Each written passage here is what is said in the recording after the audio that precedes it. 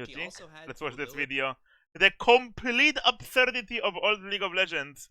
I started playing this game in season 3. I remember a lot of the shit, but not most of that are it. competitors for the most broken to ever be added to the game, and that is not even an exaggeration. What you need to remember about old League is that League esports didn't really exist at the time. It might be hard to believe, but most players were just playing League for fun. As a result, overpowered mechanics tended to stick around for a lot longer than they do now. On top of Ew, the old Singe W texture is so disgusting. It legit looked like you j***ed off on the floor, bro. that, when League launched, there were only 40 champions. This meant every game could have 1/4 of the game's entire roster actively being played in it. Because of this, Riot was in a huge rush to add champions to the game, and throughout the early years, that is exactly what they did. During 2010 and 2011, Riot was absolutely spamming out champions, dropping 24 releases 24 is crazy. per year, an average of 2 champions a month, or about 1 every 2 weeks. That's low-key crazy to think about that Nidalee is a 2009 design. Nidalee has kept basically her entire kit. I mean, did you guys know Nidalee used to not mark targets with a spear or W? Her spear used to just flat out fucking insta-kill you back in the day, I remember. In Modern League, when Riot releases a champion, they are, without fail, an absolute nightmare. But for most part, Nidalee kit is the same. Cannon kit is the same. Garen kit is the same. That's kinda crazy they could pump out such iconic kits so fast. Ezreal, I mean, his W is only different. To balance, being either overpowered or underpowered for months at a time. Okay, all of those are changed. Let's play a game. How many are fully reworked here? Let's count. 1, 2, 3. In Modern League, when Riot releases a champion, they are, without fail, an absolute 4. nightmare to balance, being either overpowered or under. 5. Don't say Vladimir is the same. Vladimir is drastically different than the old one. 5, Powered 6, for months 6, at a time, and that's with them only releasing 7, a few 8. champions each year. Last year and this year, there were 3 releases each. Oh, Meanwhile, only in the 8. month of October 2009 alone, we got 3 champions. Yeah, Vlad used to be so different. He didn't have like the QM power. His E, he would just like instantly deal damage to all units around him and it couldn't be body blocked. Bro, all the Heimerdinger is to this day the ugliest character in the game. Like, the brain hair, just looking at it makes me uneasy, bro. The Shaco one goes hard though. Woo-hoo-hoo-hoo. And it happened again in February 2010. Reworked. Kind of reworked. Yeah, Gragas is kind of reworked. His Q used to not like deal damage if charged. His W... Bro, Gragas' old W was such a funny spell, bro. His old W, he would lock himself in place in an animation, he would drink something, and he would get like a 15 to a buff that lasted for like 15 to 20 seconds. I forgot what it gave. I think it was health regen, armor, MR, AP, and just health. Like max health. But that shit was just such a weird ability. Like, it would be permanent uptime basically, but you would have to lock yourself in place every like 20 seconds. And again in June, and in April, and November. That's kinda crazy. Fizz has the same portrait fucking 16 years ago. We would regularly get the same amount of champions in a single month as we currently get in a full year. That alone should give you an idea of how and why Old League was so ridiculous, and it's honestly a huge reason why it's remembered so well. In this video, we're going to explore many broken things from the golden age of League. What is he doing? Why? Why? Why? Why? Ah! Before the rise of esports and streamers, when League really was just a game. The first and one of the most forgotten I want to talk about is the gremlin herself, Poppy. Such a shit design, old Poppy. Such shit design. I do not miss it. Poppy's design was so broken back in the day that Riot blatantly said they couldn't buff her, and they would be forced to nerf her if she ever really saw play, with the only solution being an eventual rework. If you didn't play League back then, you're probably wondering how she could possibly be that broken. And if you did play League back then, you're having nightmare flashbacks to this. The first thing to Bro, all I remember about all the Poppy was that her Q fucking nuked her entire mana bar. I remember playing old Poppy. I had like a pentakill. I mean, flexing a pentakill. I had a pentakill on that character. I used to play her a bit when I was much younger. I remember her Q literally like you would use a single Q and you would be out of mana. And her Q was like an auto reset that did missing health damage. And it was like legit 100 mana or some bullshit. Back in the day when not everyone had the infinite mana. To talk about when it comes to Poppy is her passive, which is one of the strongest played, to like- ever make it into the game. Whenever she took damage that was greater than 10% of her current health, the excess amount was reduced by 50%. Again, that is current health, not total health. So hitting her for 1000 damage if she had 3000 health would be a flat reduction of 350 or 35% of the actual damage dealt just because of her passive, and the effect had no cooldown. Her Q was an auto attack reset, and increased the damage of her next basic attack by a flat amount of magic damage plus Maximum health. I swear it was missing health. a percent of the target's maximum health to a cap. Later in the game, it had a very low cooldown, and it meant that every Q, Poppy was going to do at least 10% of your health from just the Q itself. But she normally did a lot more damage than that because of her items, like Trinity Force. Her W was very weird. It had a passive component, which made it so that every time Poppy took or dealt damage, she received a stack up to a cap of 10. Each stack gave her bonus attack damage and armor. She could also activate the ability to get the full effect right away, plus bonus move speed. Her E was still her charge, and for a while she could even use it to move Baron around the map due to a bug. You could face check a bush just to Hello, find Mr. Baron in Ugandan there. Warrior. When are your planned forfeited 15 team scrims? And finally, the most Force in. No planned screams for now. important and broken part of her kit, possibly the most broken ability ever added to the game, her ultimate. Poppy could point and click ult any champion on the enemy team and Lol. deal increased damage against them up to 40% at max rank. You might think that she would just use this on the carry and then chase them to the ends of the earth to kill them, 40% increased damage. That's like 4 Akali ARAM buffs in one, because Akali does 110% damage. So she just gets 4 Akalis whenever she presses R. That was cool, smiley face. but that's just the bonus part of her ultimate. The real main effect is that she became completely immune to literally everything except for things originating from her target, including turret shots. So instead of ulting what she wanted to dive, she would instead ult something that couldn't really do anything to her, like a sonar The most stupid shit was that she couldn't be crowd controlled by anyone that she didn't target. support. She could even choose to ult something like a Shaco clone so that no one on the enemy team could interact with her at all. Then she could freely all in the enemy carry, right in front of their team, and there was absolutely nothing anyone could do about it. It was basically a better version of Mordekaiser's current ultimate. Imagine if instead of Kali, she was Man Kali and was a man and had a big penis. Yeah, that's an amazing message, Yumi Jungle X3. I completely agree.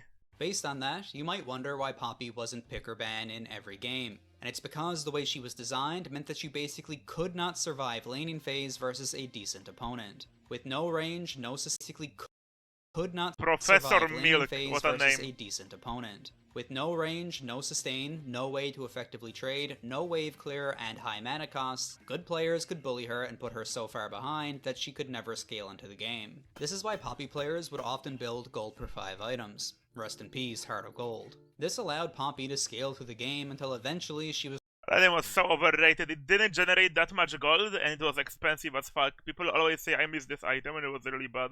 Mathematically speaking. Unlucky start. strong enough to just two-shot the enemy ADC. With that said, Poppy was eventually picked in competitive, when in September 2014, Vizichachi locked her in as a counter pick against Mundo, and actually carried.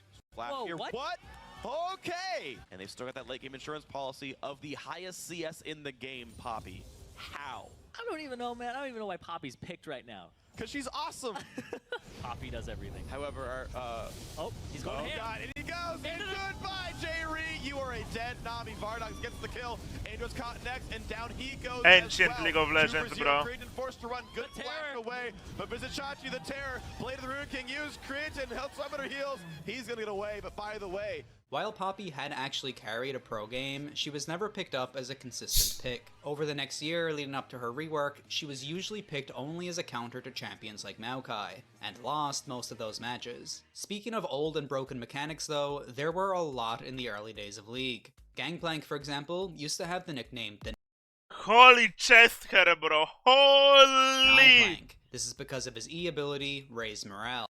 So The bored passive of it. part increased his movement speed and attack speed, but in order to use the active, he had to target an allied minion, killing it. This completely denied that You are minion the kill best both streamer, gold Drututt. and CS Holy cooldown, 24 to seconds. the enemy, and he would use his ability on every single wave right from the start of the game. When he used And what the fuck is that inventory? Berserker agrees with triple gold His generation raised swords. morale, Gangplank's allies benefited from his passive bonuses as well, with this effect also double dipping and applying to himself again. Oh, and don't forget to take at least one crit rune, so that you could do this at level 1. What the Actually, fuck? back in the day, you just took the crit rune on every single champion, just for that one lane that you would win on the spot because you happened to get that lucky crit. Early League had Well, that's back-to-back fucking lane 1% that you crit. would win on the spot because you No, that's W. happened to get that lucky crit. Early Incel still looking at you. League had a lot of really weird mechanics, like for example, Ezreal's Essence Flux. This ability had so many effects that it reads like something you'd see on a champion that released this year. It was a skill shot that dealt damage to enemy champions and lowered their attack speed, while also healing allied champions and buffing their attack speed. Since we're talking about Ezreal, it wouldn't be fair to not mention the infamous blue build, which got its name because it was a full build of only blue items. This build consisted of Spirit of the Elder Lizard, which was at the time technically a jungle item, Mira Mana, Iceborne Gauntlet, Ionian Boots of Lucidity, Last Whisper, and either Guardian Angel or Blade of the Ruined King. Iceborne Yeah, Bork, last item. People were really smart back in the day. Gauntlet empowered Qs combined with a ton of CDR and mana allowed for basically infinite kiting, with extra true damage over time from Spirit of the Elder Lizard. It might not be as broken as some of the other things we're about What to are discuss, the discs but on your desk? Those are challenger medals representing my 6-year challenger. still impossible to not mention. Since we're talking about broken builds, how about Hextech Revolver? It gave 40 ability power and 20% spell vamp for 1200 gold. Plus, they stacked. Vlad and even some other champions like Mord would stack 5 of them, giving 100% spell vamp, meaning they would heal for 100% of the damage that they dealt. It took under a month for Riot to make it a unique item that you could only have one of because it was blatantly broken when stacked. Old League was a chaotic time. In the early days, when someone had a shield put on them, nobody could tell how much the shield shielded for. You could see the shield animation, but that was it. The shield could have 500 health or 5 health, and it still looked the same. Oh, and speaking of shields, Morgana's shield actually used to cleanse all debuffs on the target when she used it. That's so she stupid, could lol. use it to block CC, or to cleanse CC already on a target. Balanced, right? Originally, Flash used to be even better than it is now. You could use it to just break projectiles completely. If Sion uses point and click stun on you, you could just flash and walk away, no problem. Edwy has charged up his shield. Here he comes. There's the ghost. And here comes the cryptic gaze. And no, Ash will dodge that with flash. Very good job by his summoner. Oh, and since we're already talking about Sion, if you didn't play against OG AP Sion, consider yourself lucky. For those that don't know, old Sion was a very weird champion. His Q was a point-and-click stun with a 100% AP ratio. His W was a shield which dealt AoE damage when recast and also had a 100% AP ratio. That's a total of 200% AP scale. Wow! Sion could do this. 200%? Why are we making this look so OP? Like, the Scions in this AP clip, scaling, which meant level 18 with gajillion health versus level 14 Severe that just logged into the game. I mean, bro, this is Severe, right? Look her build. Berserkers, a fucking Mana Chalice, and BT.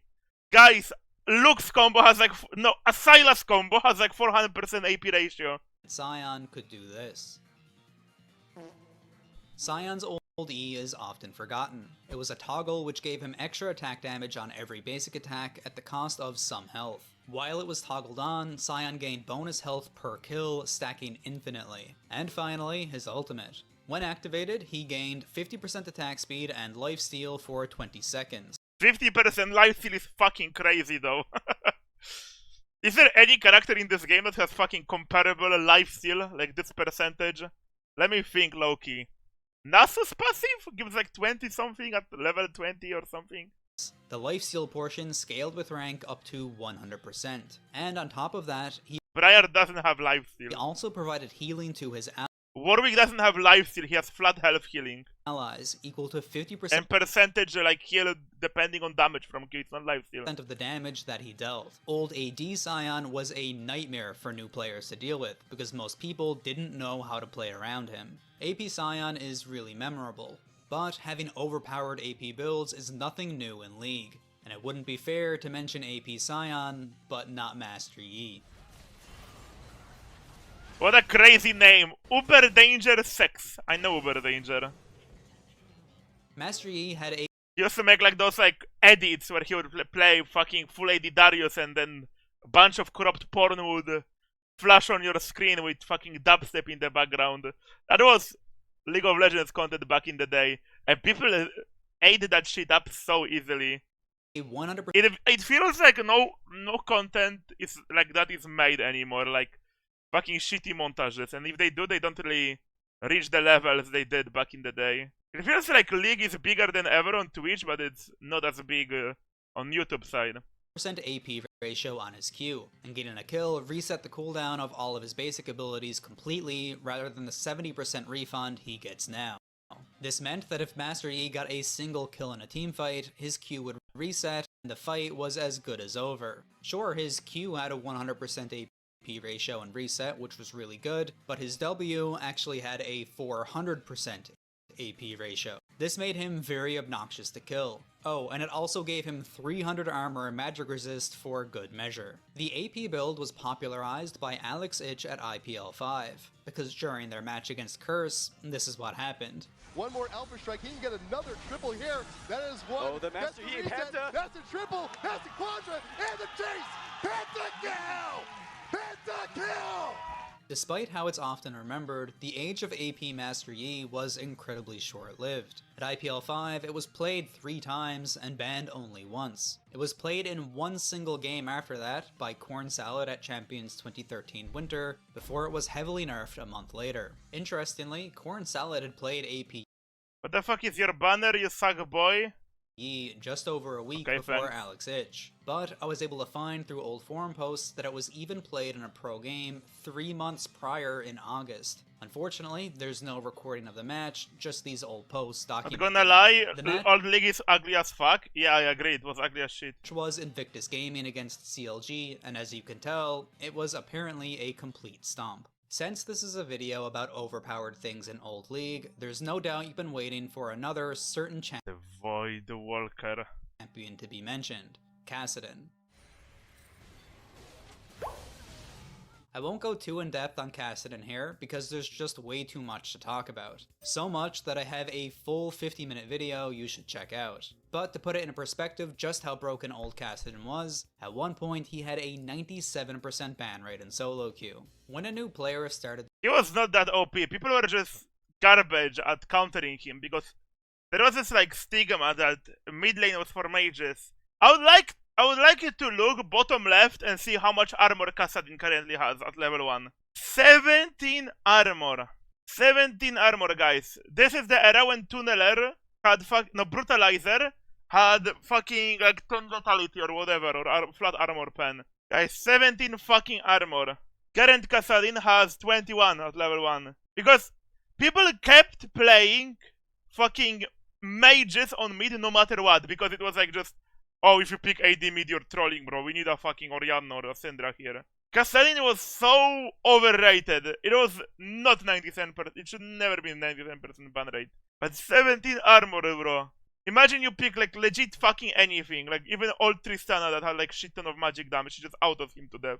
to play League, one of the first things they learned was the most important rule of League at the time. You must ban Kassadin. And if you don't ban Kassadin, you have to pick him. And finally, if the enemy team picked him first, someone's dodging. Because of this, finding Kassadin in a game of League was like finding a shiny Pokemon. He was also banned so much that it was kind of impossible. I'm gonna be honest, even in normals, they didn't like. I never seen a Kassadin in normals, like blind pick. I play so many blind picks, nobody played that shit.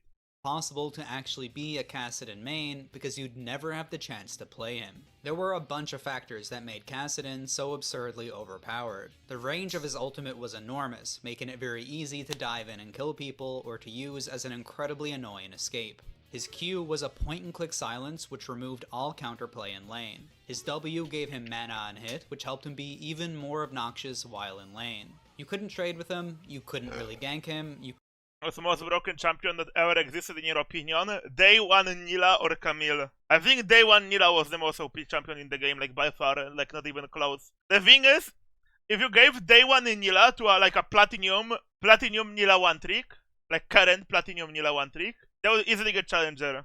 Bro, Nila got fucking insane nerfs Day 1. I can probably show you. Nila was so fucking stupid on release, and it was before people figured out how to actually play this character. I remember playing it top lane, I was flabbergasted at how broken this champ was. Look, added July 14, this was Day 1 hotfix by the way. Day 1 hotfix, let's see. Base health reduced, base armor reduced, joy unending, increased healing shielding, whatever. Q empowered attack AD ratio reduced from 100 to 100 from 110 AD. AD ratio on minions in Q reduced. AD ratio on monsters reduced. She had permanent Jinx rocket damage on her Q, by the way. Not all, guys. Her E recharge cooldown increased to 20 by 2 seconds on level 1, bro. Bonus attack speed reduced. This was so fucking and then she ate a bunch of like other nerfs later. Like, I don't think Nila has had a buff ever. I think it's just nerfs. Day 1 Nila was insane. You couldn't catch him, and you also couldn't outscale him. He absolutely earned that legendary ban rate. Another broken champion from the early days of League that you've been waiting for is Evelyn. She was the payday detection sound effect just triggered a sleeper agent in me. Ah! I need a medic bag! first champion from the scale him. Do you hear it? Or, like, do you guys hear the fucking sound when she appears? Absolutely earned that legendary ban rate. Another broken champion No, actual sleeper agent, bro. from the early days of League that you've been waiting for is Evelyn. She was the first champion to be intentionally nerfed into an unplayable state because of how unfair she was. Her passive, Determined Killer, made it so that Evelyn only took 50% damage from minions and from turrets. Her Q dealt damage to the nearest unit and dealt half that damage to the next closest. Her W let her enter into stealth, but not the version of stealth that exists in League today. Originally, stealth just made you completely invisible. At all ranges, and at max rank it lasted for a full minute. Plus, on top of that, when she attacked while breaking stealth, she stunned the target for up to 2 seconds. Her E dealt magic damage at melee range, and reduced the target's resistances for 5 seconds with a 100% AP ratio. Her ultimate was really strange. When activated, she received a large amount of attack speed and movement speed, originally 100% attack speed at max rank. And whenever a champion she recently damaged died, she healed for 25% of their maximum health. Plus, on top of that, her ultimate reset whenever an enemy champion died, anywhere on the map, whether she had damaged them or not. One of the most memorable builds was Evelyn stacking Sunfire capes and burning people to death while invisible. This strategy was never actually very good, it only really worked against newer players, but it's still memorable and it was like a rite of passage for a new player to get microwaved by Evelyn at some point. Surprisingly, what was meta on Evelyn was running Smite and Revive. This is because Revive gave bonus health due to masteries back in the day. So, as part of Evelyn's jungle clear, and because she took so much damage in the jungle, you would actually intentionally die to your camps. Then use Revive to get the bonus health and get back on the map with full health instantly. Of course, Riot eventually nerfed Evelyn into oblivion, removing her stun and making her as close to useless as they possibly could. There was actually a time when your team would report you for locking in Evelyn, and it stayed that way right up until they eventually reworked her, for the first time. And then she was totally balanced.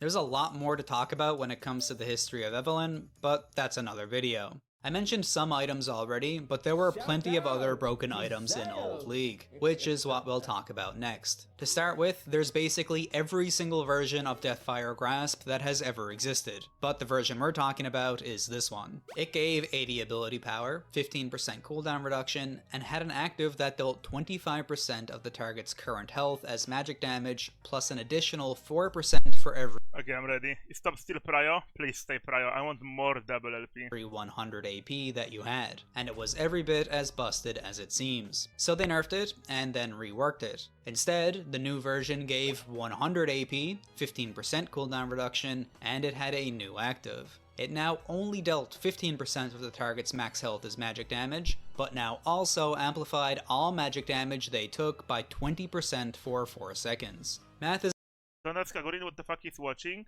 isn't my strong Oh, he's watching some prostate shit, cool. suit, but that doesn't really sound like much of a nerf, and it's because it really wasn't. Both of these versions of Deathfire Grasp were incredibly strong and a core part of basically every mage's build. If your champion was a bursty champion already, it wanted Deathfire Grasp to do even more burst. If your champion wasn't a burst champion, well, it was with Deathfire Grasp. One of my favorite fun facts about this item is that as ridiculously strong as it was, when Riot removed it from the game, every champion that built it actually saw an overall increase in win rate. Why is that, you may ask? Because Well, people this don't is use actives, bro, lol, that's because why. lower elo players, especially 10 years ago, were notorious for building items with actives and then forgetting to use them. Some things never change.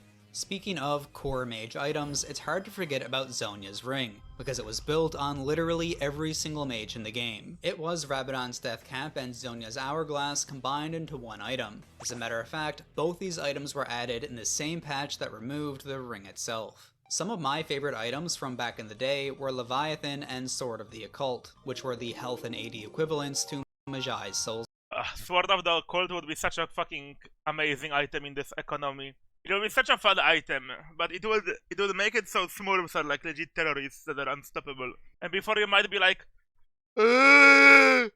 hubris! It's not comparable, bro. You would get like 80 AD from this item if you fully stacked it, and it didn't cost fucking 3,000 gold, and wasn't a lethality item. Stealer. Each of these items gave 2 stacks for a kill or 1 for an assist, stacked by Soul Stealer. Each of Look, 85 AD, these items gave 2 stacks for 89, a kill 102. or 1 for an assist, stacking 20 times. Built from a long sword and 750 gold, Sword of the Occult gave 2 attack damage and 2% crit damage per stack. Crit damage. I didn't know it gave fucking crit damage. What are we, Genshin Impact right now? At max stacks, you also got 15% bonus move speed. Eventually, the crit damage was removed completely, and the AD was increased to 5 AD per stack. Even later, in patch 4.20, the move speed bonus was instead changed to be an attack speed bonus. A fully stacked Sword of the Occult gave the highest amount of raw attack damage of any item in the game, at 100 total attack damage, making it 30 higher than Bloodthirster, Ravenous Hydra, Imagine this on fucking action. and Death's Dance. Meanwhile, Leviathan was built for just a ruby crystal and 600 gold, giving 37.5 health per stack, and at max stacks it reduced all damage taken by a flat 15%. And for most of the time it existed, Oh yeah, this nice. effect also applied to true damage. This 15% reduction gave a huge boost to the effective health of the champion. Basically, you were getting the equivalent of 920 health from just this item. And because champions with high health are naturally harder to kill, you were even less likely to lose your stacks with this item than the others. The next item I want to talk about is actually a set of 3 items that you're probably going to remember pretty well. Starting with Wriggle's Lantern. It built from Madrid's Razors, Vampiric Scepter, and a longsword, giving 35 attack damage, 30 armor, and 14% lifesteal. It had a passive which gave a 20% chance on each attack against a minion or monster to deal 500 damage. And it also had an active to place a ward for 3 minutes on a 3-minute cooldown. It was a really weird item. The proc chance meant that if you were lucky, your jungle clear could be much faster, or slower, depending Bring it back, I love gambling. purely on RNG. The same goes for your ability to clear objectives like Dragon or Baron. This also extended to laners, because it could proc on minions, not just monsters. So sometimes you could push a wave really quick, and sometimes not at all. It was due to these issues that Riot eventually reworked it to provide a flat 100 extra damage against monsters, removing the RNG and minion components completely. In Season 3, it was reworked again to be an alternative to the Spirit Stone items, but it was generally overshadowed and rarely ever built. However, this didn't last long, because of Feral Flare, which PTSD. was added in patch 4.5. All the Shivanas and Master Yis that ruined your game. In the early years of League, jungle On had your team. often been relegated to being a second support. It was a lower income role that was expected to spend a lot of gold on vision while also ganking lanes and Bring farming that the back. jungle when possible. Feral Flare was Riot's attempt at putting more carry power into the jungle role, and they definitely succeeded at that. Whenever someone talks about the most broken I mean, not even that crazy, bro. item to ever be added to the game, even today, someone will always bring up Feral Flare.